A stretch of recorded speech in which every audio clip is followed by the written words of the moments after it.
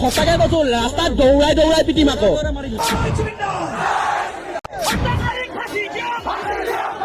নমস্কাৰ, এই মুহূৰ্তত লৈ আহিছোঁ আপোনালোকৰ কাৰণে বহুকেইটা গুৰুত্বপূৰ্ণ খবৰ লগতে বহুকেইটা ভয়ংকৰ খবৰ। প্ৰতিটো খবৰে আপোনালোকে জনাটো অতিকৈ প্ৰয়োজনীয়। সম্পূৰ্ণ খবৰকেইটা জনাৰ আগত আপুনি যদি মোৰ চেনেলটোত নতুনকৈ আহিছে তেনেহ'লে চেনেলটো ছাবস্ক্ৰাইব কৰি ল'ব, লগতে লাইক এটা দি মোক উৎসাহিত কৰিব।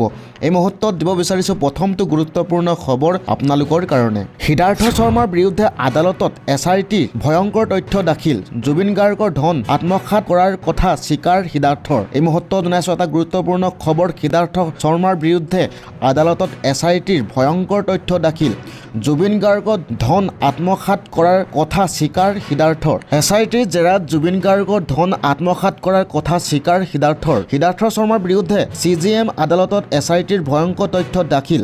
মহাবীৰ একুৱাত সিদ্ধাৰ্থই বিনিয়োগ কৰিছিল 1,10,00,000 টকা। Package drinking water company Mahabir একুৰা অংশীদাৰ আছিল ব্যৱসায়ী দুজন। সিদ্ধাৰ্থৰ লগত থকা আনজন অংশীদাৰী হৈছে চেতন ধীৰাচাৰিয়া। দিবলৈছোঁ অন্য গুৰুত্বপূৰ্ণ খবৰ আপোনালোকৰ কাৰণে।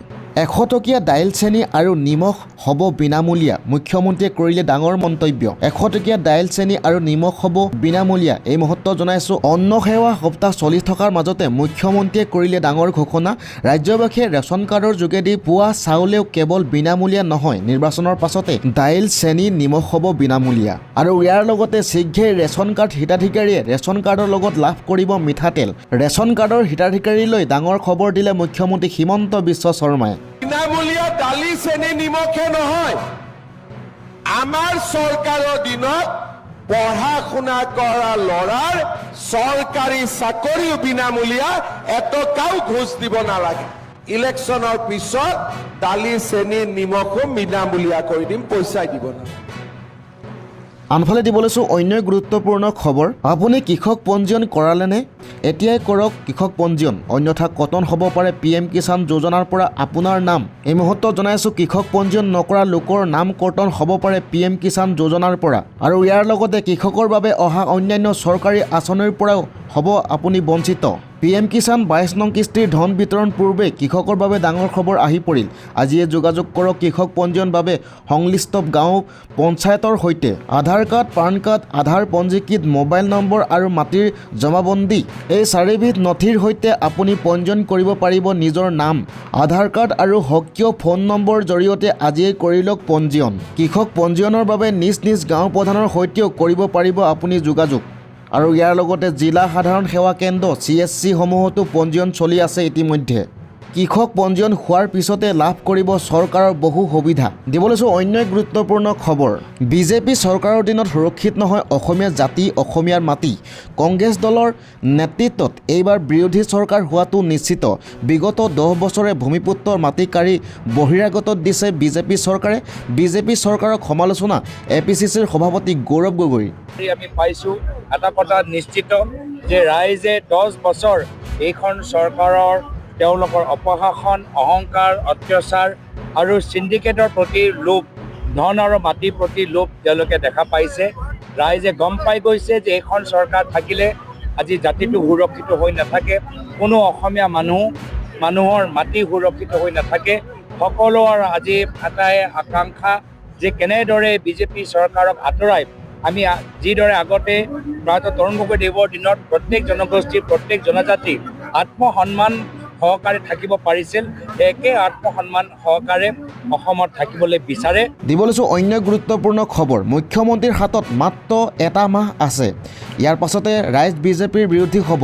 এটা ভয়ংকৰ মন্তব্য। মুখ্যমন্ত্ৰী হিমন্ত বিশ্ব শৰ্মাৰ হাতত মাত্ৰ এটা মাহ আছে, এয়াই শেষ ষড়যন্ত্ৰ। ইয়াৰ পিছত ৰাইজ BJPৰ বিৰোধী হ'ব। লগতে কয় যে হিমন্ত বিশ্ব শৰ্মা মুখ্যমন্ত্ৰী হৈ থকালৈকে জুবিন গাৰ্গে ন্যায় নেপায়। BJP চৰকাৰৰ দিনত গণতন্ত্ৰ বিপন্ন হৈছে। আৰু ইয়াৰ লগতে BJPৰ সভালৈ নগ'লে আঁচনিৰ পৰা নাম কৰ্তনৰ ভাবুকি দিয়ে। এনেবোৰ কাৰণতে ৰাইজে মুখ্যমন্ত্ৰীৰ বিৰুদ্ধে জাঙুৰ খাই উঠিছে এতিয়া। এনে অত্যাচাৰী শাসকক আমি শাসনৰ পৰা আঁতৰাব লাগিব। গৌৰীপুৰত কংগ্ৰেছৰ সংবিধান বচাও গণতন্ত্ৰ বচাও পদযাত্ৰা। উক্ত পদযাত্ৰাতেই BJPক কঠোৰ সমালোচনা সাংসদগৰাকীৰ। BJP আৰু মুখ্যমন্ত্ৰীৰ বিৰুদ্ধে গৰ্জন সাংসদ ৰকিবুল হুছেইনৰ। দিব লৈছোঁ অন্য গুৰুত্বপূৰ্ণ খবৰ। বাগৰুম্বা নৃত্যক আন্তঃৰাষ্ট্ৰীয় পৰ্যায়ত জিলিকাবলৈ সাজু হৈছে অসম চৰকাৰ, ঘোষণা কৰিলে মুখ্যমন্ত্ৰী হিমন্ত বিশ্ব শৰ্মাই। আনুষ্ঠানিক ঘোষণা কৰিম।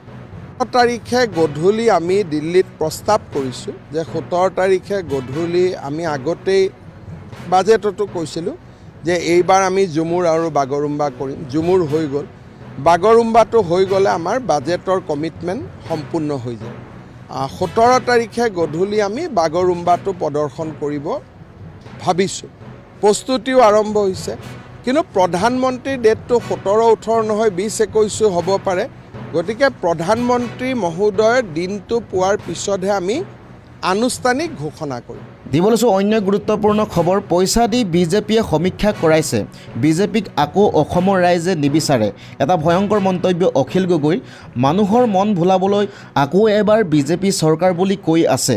বিজেপিক ভোট নিদিয়া ভোটাৰ নামতো কৰ্তন কৰিব বিচাৰিছে বিজেপিয়ে। জিলাই জিলাই BLক এই নিৰ্দেশনা দিছে বিজেপিৰ নেতা মন্ত্ৰীয়ে। এই বিজেপি চৰকাৰক অসমৰ জনতাই দ্বিতীয়বাৰলৈ নিবিচাৰে। এই চৰকাৰৰ সময়তে অসমত সামগ্ৰীৰ দাম আকাশলংঘী হৈছে।